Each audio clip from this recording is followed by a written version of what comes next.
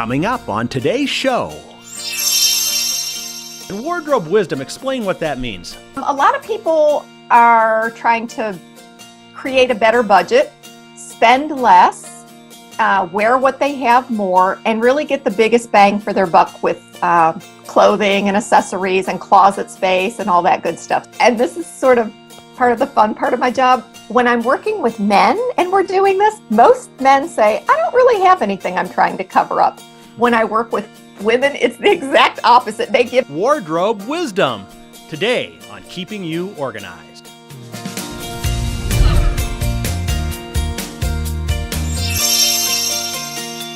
Hello and welcome to Keeping You Organized. And today we're going to get in the closet a little bit and work on that wardrobe and get some wisdom about that from our great friend from Metro Zing, Geraldine Thomas. How are you doing, Geraldine?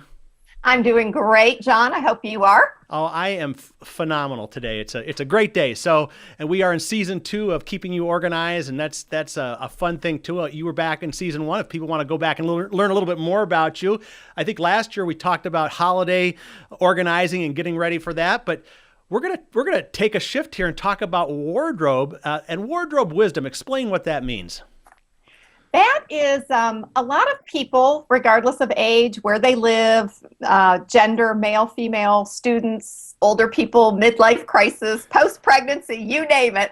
A lot of people are trying to create a better budget, spend less, wear what they have more, and really get the biggest bang for their buck with clothing and accessories and closet space and all that good stuff. So there's a lot of reasons that people would call an organizer to help get their closets and their wardrobes organized. So I'm hoping to enlighten them. Well, that's great. And we're not just going to run to thrift stores and try to find great steals. We've got a more methodical approach we're going to talk about. That's exactly right. I have 7 tips that I usually do this in my own business with clients, and I'm happy to share with all the listeners today. So tell me when you're ready. We're all about tips here. So, okay. And let's start at the beginning. Number 1, how do we get some wardrobe wisdom, and what's the first thing you look at? Okay, the very first thing I suggest everybody do, man, woman, child, beast, is take your measurements. Without this, there's really no point. And one of the main reasons you want to take your measurements is because more and more of us are shopping online today, and it helps as a time saver in the long run. If you know your measurements, you can order appropriately rather than ordering 2 or 3 things, having that on your credit card, and then having to rush to return them, or worse, procrastinate and miss the deadline for a return, and then you're stuck with that big bill. So number 1 thing is take your measurements. And because so many people do not understand how to measure, I've actually created a measurement kit that is available on my website. But you measure your neck, your head, the distance from, here to the floor, the distance from your hips to the floor, your inseam, just everything will be measured. Well, that's also good, not just ordering online, but if you're in a store and you have it maybe stored on a little card or something, because sometimes, I think 2 things happen. 1, people forget their measurements, and 2, other people have, maybe this in my case, have wishful thinking for their measurements. Like, I really want to be this size, and I've actually bought stuff before in just a little bit smaller size, saying, well, that's going to motivate me to get into that size. It's probably not a good strategy, but I can see a lot of good reasons for having those measurements with you, even if you're in a store. Well, and here's something else, John. You've kind of alluded to this, but what's a size 2 in, say, one brand of clothing or a size 12 is not necessarily going to translate well. So like if you're ordering from Land's End, for example, they have their measurements posted. So if your measurements are this, you will order a size of this and it will fit. So that's also a really good thing to remember. Great. Well, okay, so now we got our measurements down. What's number 2? Okay, so now the reason you're doing that is to determine your vertical shape. So, some people have long torso and short legs, or short torso, long legs, or average size bust or a large bust for women. So step 2 is determine your horizontal shape. This is where women in particular really, like to pigeonhole themselves into one category or another. So there's all kinds of terms out there.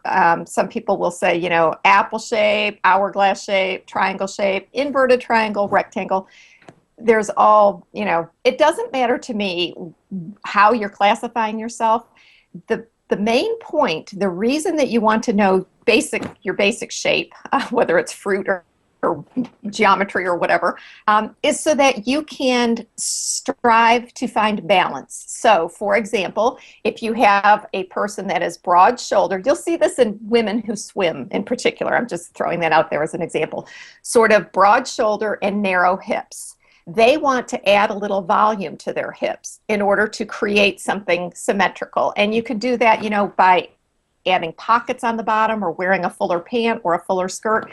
Just the opposite is true for somebody who already has more of what they call an apple shape or a round shape. You want to create the illusion that there's a little more balance on the top and on the bottom. So you might add shoulder pads, you might wear a certain kind of neckline, you might avoid certain things on the bottom. So that's step 2, is determining your horizontal body shape. Okay. Horizontal Are you with shape. me? I am with you there. Okay, so we've got the sizes, we've got the shape, yep. And now what's number 3?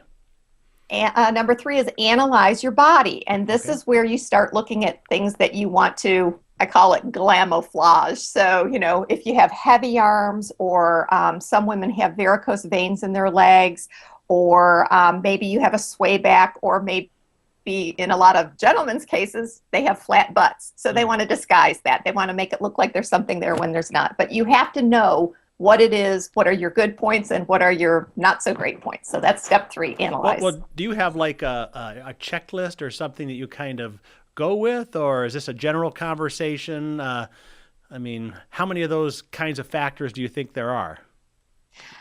I think the possibilities are endless, and it's interesting because sometimes what clients see in the mirror is not at all what I see. So here's an example. I just worked with a woman who kind of going through her midlife change, and she was told years ago that she has like sloping shoulders and she thought she had a short neck. But when we measured her, she saw that she was perfectly normal in both of those things. So sometimes if somebody said something, 25 years ago, it sort of hangs over, but it goes one way or the other. And this is sort of part of the fun part of my job. When I'm working with men and we're doing this, most men say, I don't really have anything I'm trying to cover up. When I work with women, it's the exact opposite. They give me this laundry list of things, and I'm thinking, no, these are not your problems. We're okay in these departments. So Interesting. Okay, so we got that. And so what's our next step? Determine if you have some kind of style that you're going after. A lot of people will say, I want to look kind of hipster and artsy, but they own like stuff that they were wearing 5 years ago when they were at a bank or a financial institution. Mm-hmm. And you're thinking there's a huge disconnect here, and, kind of the buttoned up look and your hipster look. So some of the styles, because this is, again, where women in particular get kind of hung up. So we got the artsy hipster, and for examples, I always think of like Gwen Stefani or Kate Hudson. They kind of have that easy breezy, their own little cool look going. Dramatic. Do you want to be a dramatic person? Do you want a really unique silhouette? Maybe Cher or Madonna come to mind for that. Or a romantic look. Annette Bening, Vanessa Williams, Ashley Judd. Those are some people, in my mind at least, that create kind of a romantic look while they're on the red carpet or whatever. A more natural look, and interestingly enough, these are all one-name people, right? So we've got Ellen DeGeneres, Goldie Hawn, and Martha Stewart. They have a very, what I think of as a natural look with their clothing. Nothing is super fitted. There's no giant silhouette. They're not screaming bright colors. They're just very, normal looking, I call it. Classic traditional, Michelle Obama, Oprah, and of course, England's Kate, very classic and traditional. And then we have some people that want to look really sexy. They're trying to change their whole vibe. So I should ask you who you think is sexy. Well, who I think is sexy is my wife, of course, and that's the Of right course, answer, right? of course, good answer. But it's interesting. I was thinking about this because is it who you want to be or who you are, first of all, and then secondly, when you work with clients, do you like look through magazines? Do you try to? It's like building a house. You get a magazine of ideas for your house. How about when you're building your wardrobe? Would you say, I kind of like this about this about this person, and Yes, is that? absolutely. That's anything is good. And the question that you asked, is it who you want to be or who you are? I think there's, if you're going to take time to create a new wardrobe, it's a good time to think about, do you want to be for sexy? My idea is like Sofia Vergara or Catherine Zeta-Jones or Marilyn Monroe. Those are people who are very comfortable with their sexuality and putting it out there, right? Va, va, boom all the time. And they can pull it off, right? They can pull it off. Yes, exactly. Right. And then that's when we kind of get into determining if things are age appropriate in your wardrobe. And I'm not a big stickler for you can't do certain things. I'm not a perfectionist. I'm not into making up all these rules, but my big joke is that somebody like me wearing head to toe leopard would look like Mrs. Roper from Three's Company because I'm in my 50s and that's just not a cool thing to do. But a college. But you do have the cool glasses going. Well, thank you. That's now my new leopard, right? Okay, yeah. Glasses. I got new glasses too, so I kind of like it. It's kind of fun, right? Of course, yes, yeah. It is. It is a style statement. So we're in with the in crowd, John. We are totally in, but right now we got to take a quick break, and when we come back, we'll get the rest of the 7 tips. So hang in there, and we are with Geraldine Thomas from Metropolitan Organizing, Metro Zing. You'll find her everywhere on the internet, and we'll be right back. Looking to get your home organized but don't know where to start? The newest ebook from Smead will help you with room-by-room organizing tips given by the top professional organizers in the nation. Download your free copy now at smead.com/room. That's smead.com/ROOM. Smead, keeping you organized. We are back now on Keeping You Organized, talking about wardrobe wisdom with the sage herself, Geraldine Thomas, Metropolitan Organizing. And Geraldine, okay, so let's review for those who just came in after the commercial, even though they probably listened to the first. So how many points have we covered so far? I think we're heading into step number 5. Step 1, take your measurements. Step 2, determine your horizontal body shape. Step 3, analyze your body. Step 4, determine if you have a style or want a style. All right. So we got to get 5, 6, and 7 here before the end of the program. So let's do it. Okay, step 5 is create a basics list. Okay. This is kind of, where you dream up, oh, geez, I need more T-shirts, I need a trench coat, I need a fitted jacket, I need a whatever, button-down shirt, something like that. So that's where we dream up a list. It's interesting on that. My 18-year-old daughter, she I think has a natural knack for this, but she can come up with 7 pieces of clothing and come up with 25 outfits out of 7, so it's really the mix and match. I'm kind of like the Garanimal guy, as the alligator goes with the alligator. I'm good, but and she's actually had people ask her to help shop. So I think that's, there's probably a learned skill there somewhere. Maybe she read about it in a magazine, but do you see that or have any tricks or tips for, not having to buy everything out there and multi-purposing different things for different outfits? Yeah, and I think what your daughter is doing is genius, and I do think there's a real market for that, especially for people that can't afford or wouldn't hire either an organizer or a stylist. Mm-hmm. So a young woman like your daughter, 18, and the other nice thing is she's probably a very creative person. That's an understatement, yes. See? Okay. Yeah. It's a really nice creative outlet for people that have this gift to kind of mix and match and put things together, and part of it is just taking a step that's a little bit bolder, John. Right. Some people just don't feel comfortable. You like to have your matching outfits all put together. Right. Maybe she could mix things up for you a little bit and you could experiment. Like, this feels comfortable if we undid this. So Right. small steps. I think, and just not to go off on a rabbit trail here, but I like when you go on a trip or something and you have limited suitcase space. I know she's able to like pick, a small number of items that many things like maybe they're in shades of blue or something, and Yes. but you get several outfits going out of a fewer number of pieces of clothing.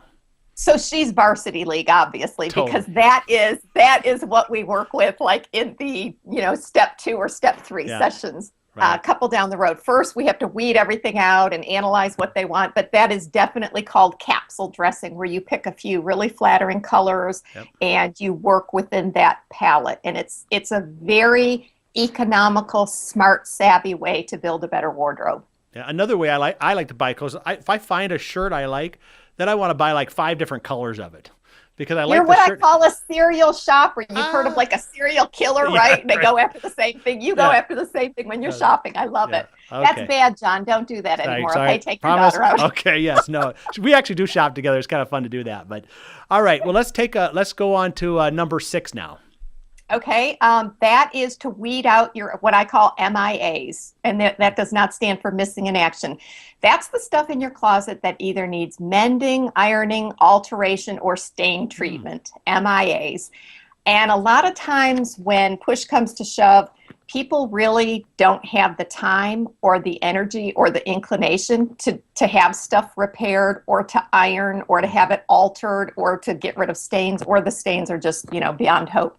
So then it comes time to either donate. Can you, make a teddy bear out of it? Can you throw it away? Can you do something? But get it out of your closet. You just want your keepers in your closet. Right. And part of that would also help you maybe revive a couple pieces of clothing that would save you from buying something, I suppose. Absolutely.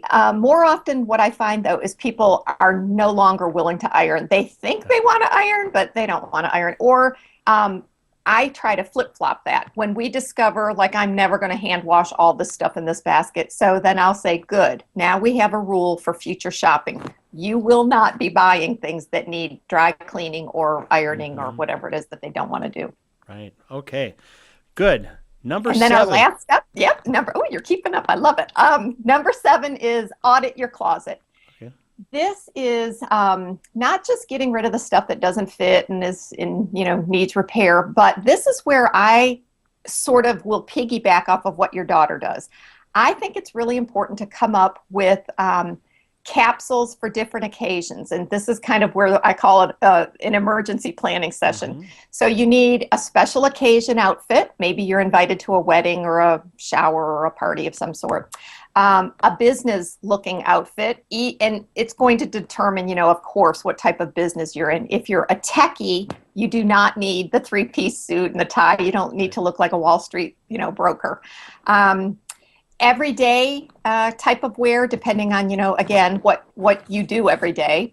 A funeral outfit, that's really important. And that varies throughout the country, how people dress for funerals. I was at a funeral not too long ago at the coast of North Carolina, and it was very casual, even shorts and flip-flops. So it's very different depending on where you are. You would never wear that, more up the East Coast. Right.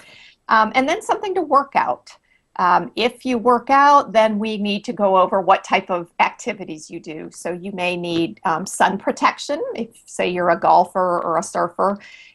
You may need moisture wicking material if you're, playing tennis or something.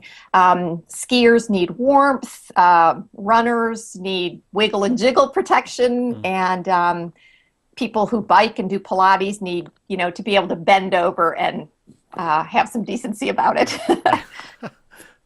Okay, that's great. I'm going to put you on the spot here. Now, Let's do a 7.5. Think about items that maybe are universal and can be used for a lot of different things. Do any particular pieces of clothing or accessories come in mind that can be multi-use? So multi-use meaning you can wear them seasonally, or they look good on everyone, or everybody should maybe consider having something like that. Is that what you mean? Yeah, just something like, you could dress up with this, you could dress down with this. I mean, it could be used in multiple situations. I think about a pair of shoes that I have that are they're dressy enough to be dressy, but they're casual enough to be casual, I guess. And so I Yes. don't know if there's anything like that you ever strive to find in a wardrobe selection, a couple pieces that can be worn across, multiple occasions. Yes. I tell everybody to invest in a really good pair of jeans. And good Okay. doesn't have to mean expensive. It just means a good fit, something that you're comfortable in, something that if you like stretching your jeans, you can stretch, something that you could wear to the airport or wear to a party, dress it up with a jacket, or just throw, a white shirt on with it. Walk around a big city, walk around a small town. So jeans are definitely one of those items on my list. If you live in the South, a lot of us love white jeans as well, and we start wearing them the minute we can. I actually wear mine all year long. So for me, that's an investment piece. I'll pay a little bit more if it's a good fit, or I'll have it altered so that it is a good fit. I love, most people look nice in the color blue. Hmm. And if you do any kind of work on camera or social media, or you need your photo taken, shades of blue just seem to look good across the board. It's kind of what I call the universally flattering color. There's Hmm. tons of shades of blue too. So navy blue, chambray blue, icy blue, Carolina blue. Right. Yeah. So I try to tell people to get a t-shirt or something in blue because usually looks good on every skin tone, every hair color. White button-down shirt is a classic, things like Hmm. that. A trench coat. Well, those are phenomenal ideas. So we got a minute or two left here. I want to give you the opportunity to talk a little bit about your business. Now, it kind of seems like that this is a lot of people wouldn't consider a professional organizer for wardrobe help, but it really is organizing a different part of your life. And everybody wears clothes, so Right. tell us about if this is a big part of your business, or can you do this virtually, and the other kinds of businesses, other kinds of business that you do with Metropolitan Organizing. Okay. So I have a team of organizers that go out and do the hands-on organizing in and around the Raleigh area. I stay in my home office and I coach new organizers or people who want to get into the organizing business. And I'm an instructor for NAPO National. So I teach classes and I create products and I have forms for people who are breaking into the organizing industry. And the wardrobe is something that I myself am going out and still working with clients. I'm doing the hands-on with that. And I'm not an image consultant. I am not a stylist. But this is filling a need kind of in between those two things. And I don't do color analysis for people. There are people here in my area that do those type of things, and I refer that business out. But I like to get in there and lay the groundwork for people who might want to continue and work with an image consultant. It's been really, really rewarding for me. And it gets me out of all the hoarding and the clutter. So it's like a whole different, kind of aspect of my business. And I've really been enjoying it. And again, you can do that virtually as well. Yes, I have helped several organizers throughout the country for their wardrobes. And one of the things I'm probably being tapped into more often than not right now is people who contact me and they're about to go on a speaking circuit. Okay. So I'm helping them plan their speaking wardrobe, what will look good from the stage on their body size and their body frame, what type of jewelry to wear on camera. And then the other thing that I'm doing is helping organizers build a look for their headshots. Oh. So they want to have, my joke is when I started, I made the mistake. I had a black turtleneck for my headshot. And it was a really nice photo of me, but I was booked to do a speaking seminar in August in North Carolina. And the woman booking me said, "Geraldine, can you send me a different headshot?" And I said, "Well, I only have one headshot." I was new. And she said, "Well, that's a nice headshot, but it's August and it's over 100 degrees and that black turtleneck just makes me sweat looking at it." And I thought, okay, one of those moments. So Wow. I try and help people not have those moments. Okay, so it's Metropolitan Organizing, right? And Correct. give everybody your social media handle. Okay, I'm MetroZing on Twitter, Okay. and on Instagram it's Geraldine Thomas. Facebook, everything else is Geraldine Thomas. Great. And we'll have contact information in our show notes as well. And Geraldine, as always, it was just a pleasure talking. I think I'm going to go home and just work through my closet a little bit. And the next time we talk, it's going to be a new me. Oh, John, don't go changing. We love you just the way you are. Right, that's great. Geraldine Thomas from Metropolitan Organizing with some wardrobe wisdom today on Keeping You Organized. Coming up next time on Keeping You Organized. Well, DDD is an affliction that I've encountered many times working as a professional organizer, and what that stands for is delayed decision disorder.